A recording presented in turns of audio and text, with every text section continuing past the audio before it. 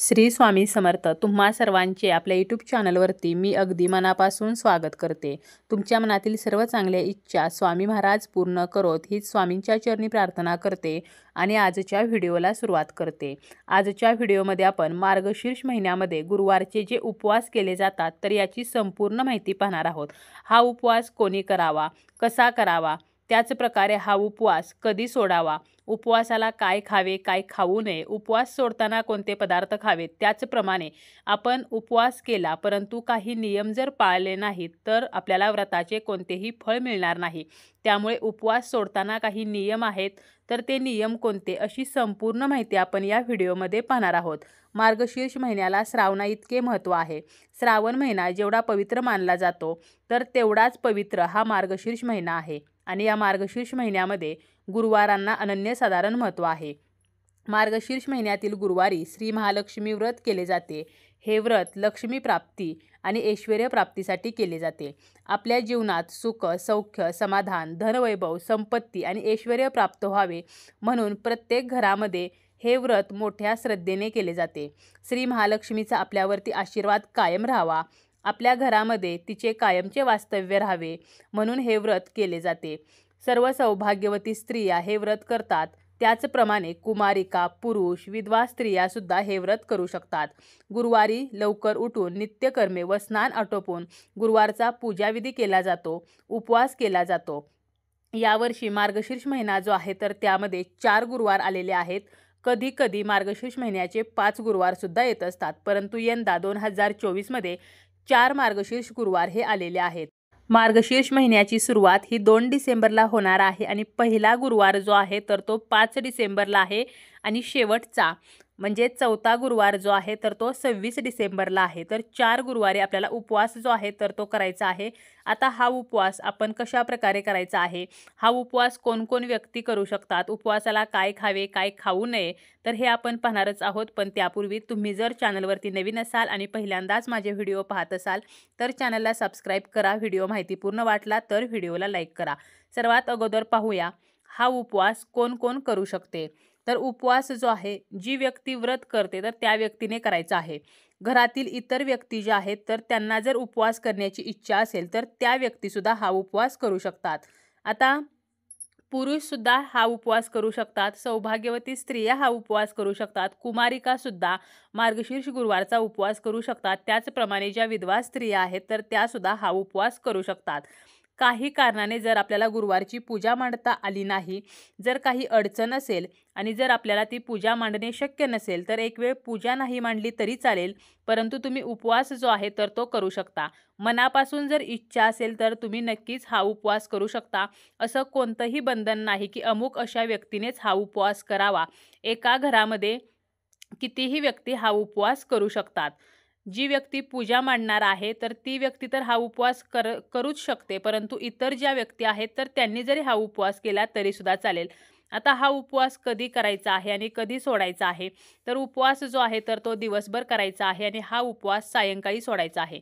सकाळपासून उपवास करून सूर्यास्तानंतर हा उपवास सोडला जातो. उपवास सोडण्यापूर्वी आपल्याला देवीची पूजा करायची आहे, आरती करायची आहे, नैवेद्य दाखवायचा आहे. त्याचप्रमाणे गाईला घास जो आहे तर तो द्यायचा आहे आणि त्यानंतर हा उपवास सोडायचा आहे. आता हा उपवास निर्जली करावा तर असं अजिबात नाही. आपल्याला जमेल तसा हा उपवास जो आहे तर तो करायचा आहे. अगदी ज्या गर्भवती आहेत तर त्यासुद्धा आपली तब्येत सांभाळून हा उपवास करू शकतात. तुम्ही फक्त दूध आणि फळे तर हे खाऊन सुद्धा हा उपवास करू शकता.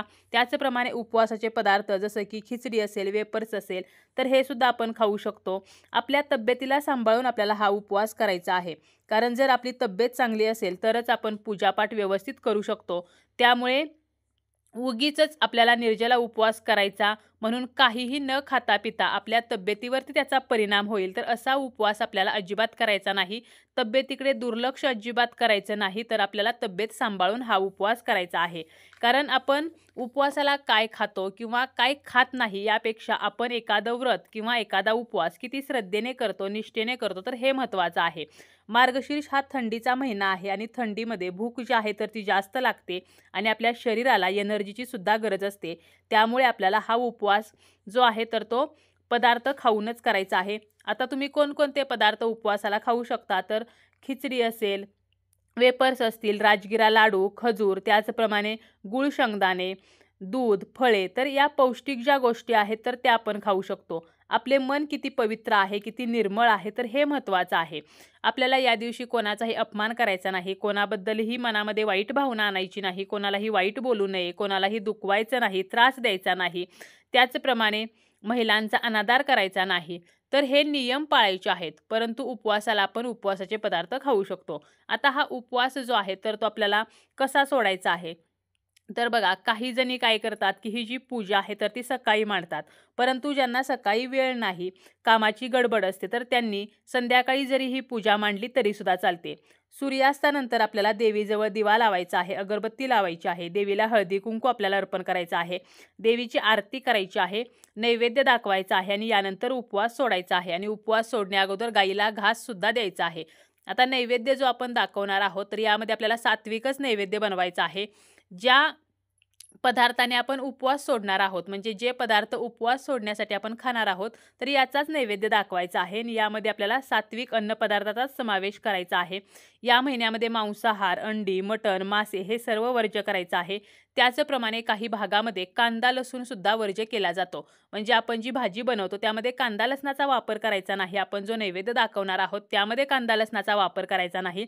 त्याचप्रमाणे मार्गशीर्ष महिन्यामध्ये जिरे जे आहेत तर ते सुद्धा खाल्ले जात नाहीत. त्यामुळे फोडणीमध्ये जिऱ्याचा वापर सुद्धा करायचा नाही. आपली जशी पद्धत आहे, आपली जशी परंपरा आहे, तर त्यानुसार आपल्याला या गोष्टी ज्या आहेत तर त्या पाळायच्या आहेत. परंतु शक्यतो मार्गशीर्ष गुरुवारी कांदा लसूण विरहित आपल्याला भोजन जे आहे तर ते बनवायचं आहे. जरी उपवास नसेल तरी सुद्धा कांदा लसूण जो आहे तर तो आपल्याला खायचा नाही. त्याचप्रमाणे इतर दिवशी आपण कांदा लसूण जो आहे तर तो खाऊ शकतो. परंतु उपवास सोडण्यासाठी आणि देवीच्या नैवेद्यासाठी आपण जे भोजन बनवणार आहोत तर त्यामध्ये चुकूनही कांदा लसणाचा वापर करू नये. तसेच जो नैवेद्य आपण देवीला दाखवणार आहोत तर तोच नैवेद्य खाऊन आपल्याला उपवास सोडायचा आहे. आता उपवास सोडायला आपण कोणते पदार्थ बनवू शकतो? तर चपाती, भाजी, वरण-भात, पालेभाज्या, गोडाचा एखादा पदार्थ जसं की खीर जी आहे तर ती माता लक्ष्मीला खूप प्रिय आहे. मग तुम्ही शेवयाची किंवा रव्याची, तांदळाची खीर बनवू शकता. त्याचप्रमाणे श्रीखंड, पापड, भजी, तर असा नैवेद्य आपण बनवू शकतो आणि हेच आपण भोजन जे आहे तर ते ग्रहण करून उपवास जो आहे तर तो सोडू शकतो. परंतु चुकूनही जेवणामध्ये तामसिक अन्नपदार्थ नसावेत, तरच आपल्याला व्रताचे फळ जे आहे तर ते मिळेल. कारण तामसिक पदार्थाच्या सेवनामुळे आपल्यामध्ये नकारात्मक गोष्टींची वाढ होते. दिवसभर आपण उपवास करत असतो, त्यामुळे रात्री पचायला हलके जेवण आपल्याला बनवायचं आहे. कडधान्ये जी आहेत तर ती पचायला जड असतात आणि दिवसभर आपलं पोट जे आहे तर ते उपाशी असते. त्यामुळे आपल्याला कडधान्ये जी आहेत तर ती वापरून भाज्या बनवणे शक्यतो टाळायचं आहे. सात्विक आहार आपल्याला घ्यायचा आहे. आता उपवास सोडताना काही नियमांचं पालन करायचं आहे. जसं की तुम्ही एकदा उपवास सोडायला बसला की विनाकारण कोणाशीही बोलू नये, मन शांत ठेवायचं आहे, मनामध्ये आपल्याला महालक्ष्मीचं स्मरण करायचं आहे. तसेच एकदा उपवास सोडायला बसल्यावर मध्येच उठायचं नाही आणि एकदा उपवास सोडल्यावर तासभर आपल्याला काहीही खायचं प्यायचं नाही. मोबाईलवरती बघत किंवा टी व्ही बघत असा उपवास आपल्याला सोडायचा नाही.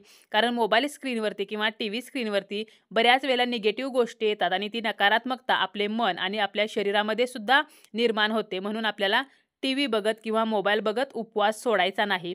उपवास सोडल्यावर आपल्याला ताटामध्ये शिल्लक अन्न ठेवायचं नाही. आपल्याला जेवढं जेवण हवं आहे तर तेवढंच आपल्याला वाढून घ्यायचं आहे. तर असे काही नियम आहेत तर ते आपल्याला पाळायचे आहेत.